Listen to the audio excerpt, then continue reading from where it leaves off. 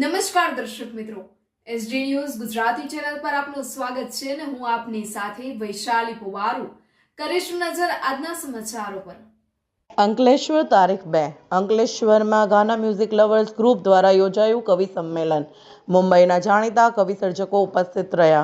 અંકલેશ્વર ગાના music lovers ગ્રુપના ઉપક્રમે ગતરોજ સાંજે મુંબઈના જાણીતા કવિઓનું કવિ સંમેલન યોજાયું હતું, જેને મોટી સંખ્યામાં ઉપસ્થિત કાવ્યરસિક શ્રોતાઓએ માણ્યું હતું।